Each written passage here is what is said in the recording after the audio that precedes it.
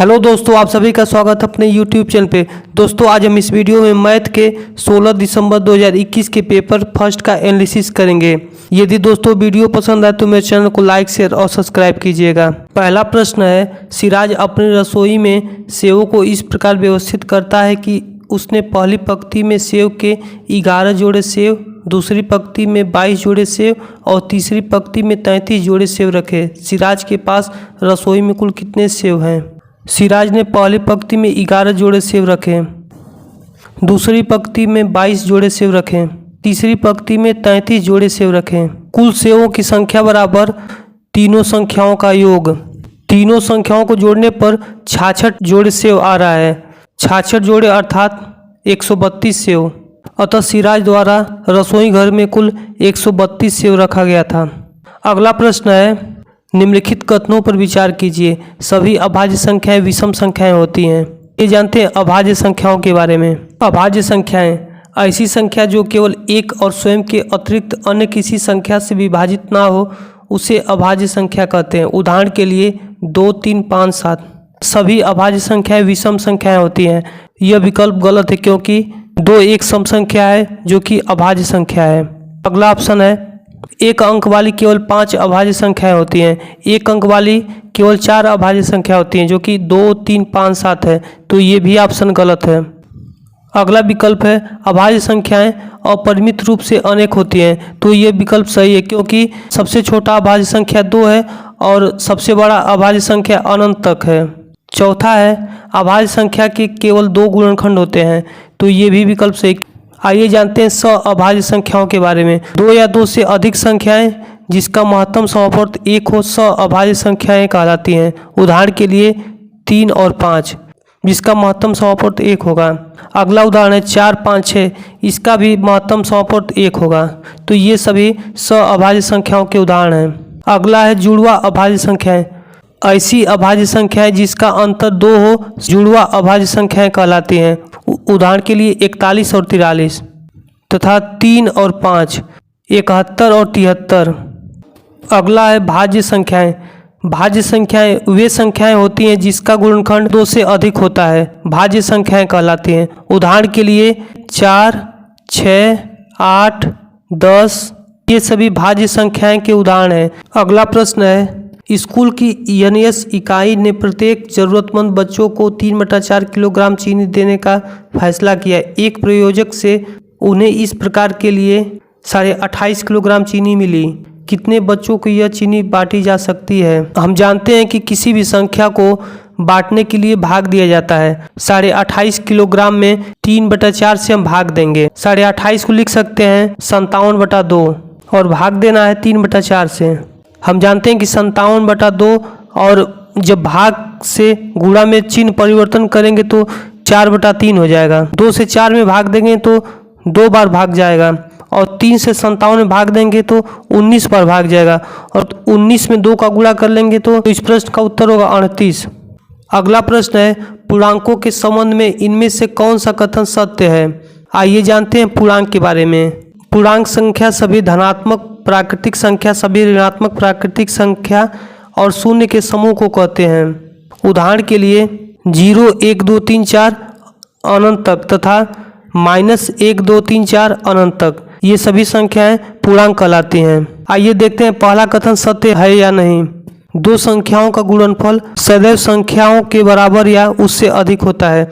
माना हमारे पास 2 संख्याएं -1 और 2 हैं, इसलिए -1 × 2 बराबर -2 जो संख्याओं से बड़ा या उसके बराबर नहीं है। एक और उदाहरण से समझते हैं। माना कि 2 संख्या 2 और 3 है। यदि हम दोनों संख्याओं का गुणा कर लेंगे तो उत्तर 6 आ जाएगा जो दोनों संख्याओं से बड़ा है। इस प्रकार पहला कथन हमेशा संख्याओं से बड़ा या उसके बराबर नहीं है। कथन बी है, 2 संख्याओं का जोड़ सदैव संख्याओं के बराबर या उससे अधिक होता है। माना कि 2 संख्याएं 1 और 2 है तो इन दोनों संख्याओं का योगफल 3 होगा जो कि दोनों संख्याओं से बड़ी है। ये भी विकल्प गलत है। तो इस प्रश्न का उत्तर हो जाएगा ऑप्शन बी, ए और बी दोनों असत्य हैं। अगला प्रश्न है, रिंकी के पास जलेबी की 3 प्लेट हैं। प्लेट ए, प्लेट बी, प्लेट सी। प्लेट ए में केवल 1 जलेबी है, प्लेट बी में 5 जलेबियां हैं और प्लेट सी में 3 जलेबियां हैं। वह 3 प्लेट में बराबर जलेबियां रखना चाहती है। निम्नलिखित में से कौन सा कथन सही है? प्लेट ए में 1 जलेबी, प्लेट बी में 3 जलेबी और प्लेट सी में 5 जलेबी। तीनों प्लेट को बराबर करने के लिए यदि प्लेट सी से हम 2 जलेबी प्लेट ए में रख दे तो सभी प्लेट बराबर हो जाएंगे। इस प्रश्न का उत्तर होगा, इस प्रश्न का उत्तर इस विकल्प में नहीं है। थाली सी से 2 जलेबी उठाकर थाली ए में रखना। अगला प्रश्न है, यदि 6 और 7 का लघुत्तम समापवर्त यक्स वाई के लघुत्तम समापवर्त का आधा है और यदि यक्स का मान 12 है तो वाई का मान क्या होगा? यदि 6 और 7 का लघुत्तम समापवर्त यक्स वाई के लघुत्तम समापवर्त का आधा है, यानी कि 6 और 7 का जितना लघुत्तम समापवर्त होगा वह यक्स वाई के लघुत्तम समापवर्त का आधा होगा। तो 6 और 7 का लघुत्तम समापवर्त 42 होगा, जो कि यक्स वाई के लघुत्तम समापवर्त का आधा है, अर्थात यक्स वाई का लघुत्तम समापवर्त 84 होगा। जिसमें पहली संख्या 12 है तो दूसरी संख्या क्या होगी? तो इस प्रश्न का उत्तर 7 हो जाएगा। अगला प्रश्न है, निम्नलिखित में से 2.9 गुणे 7.49 बटा में 11.51 का सबसे सन्निकट कौन सा है? तो 2.9 सबसे निकट 3 के है और 7.49 7 और 8 के बीच में है तो यह 7 के निकट है। बटे में 11.51, यह 11.51 11 और 12 के बीच में है, यह 12 से निकट है तो हम 12 को लिखेंगे। तो इस प्रश्न का उत्तर हो जाएगा 3 गुणे 7 बटे में 12। अगला प्रश्न है, सुबह 6 बजे से दोपहर 3 बजे के बीच एक सही घड़ी की घंटे की सुई कितने अंश का कोण घुमा लेगी? हम जानते हैं कि एक वृत्त में कुल 360 अंश का कोण होता है और एक वृत्त में कुल 4 समकोण होते हैं। 6 बजे से 3 बजे तक जाने के लिए कुल 3 समकोण मिलेगा, पहला, दूसरा और तीसरा। तो कुल मिला के 3 समकोण बराबर हो जाएगा 270 अंश। तो इस प्रश्न का उत्तर होगा ऑप्शन सी। अगला प्रश्न है, एक आयत जिसकी भुजाओं का क्षेत्रफल 24 वर्ग सेंटीमीटर है उसका परिमाप नहीं हो सकता। आयत का क्षेत्रफल बराबर होता है लंबाई गुणे चौड़ाई। लंबाई और चौड़ाई का गुणनफल 24 है। संभावित लंबाई और चौड़ाई हो सकती है 24, 1, 2 और 12, 3 और 8, 4 और 6। आयत का परिमाप होता है 2 कोष्ठक में लंबाई धन चौड़ाई। यदि हम लंबाई और चौड़ाई को जोड़कर 2 से गुणा कर देंगे तो आयत का परिमाप निकल जाएगा। तो 24 और 1 25 और 25 में यदि हम 2 का गुणा कर देंगे तो 50 हो जाएगा। तो यह इसकी एक संभावित परिमाप हो सकता है जो कि विकल्प में नहीं है। अगला है 12 और 2 14। 14 में यदि हम 2 का गुणा कर देंगे तो परिमाप निकल जाएगा। तो इसका उत्तर हो जाएगा 28 जो कि विकल्प में दिया गया है। तीसरा है 3 और 8। 8 और 3 11। 11 में 2 का गुणा कर देंगे तो 22, ये भी सही है। अगला है 4 और 6। 4 और 6 को जोड़ देंगे तो 10 हो जाएगा और 10 में 2 का गुणा कर देंगे तो 20 हो जाएगा, ये भी इसका परिमाप हो सकता है। इस प्रश्न का ऑप्शन सी 25 सेंटीमीटर सही होगा, क्योंकि 25 सेंटीमीटर आयत का परिमाप नहीं हो सकता है। अगला प्रश्न है, किसी मानचित्र पर 1 सेंटीमीटर की दूरी भूमि पर 1000 किलोमीटर की दूरी को निरूपित करती है। यदि भूमि पर 2 नगर 3400 किलोमीटर की दूरी पर स्थित है तो मानचित्र पर उसकी दूरी होगी। मानचित्र पर 1 सेंटीमीटर दूरी बराबर 100 किलोमीटर।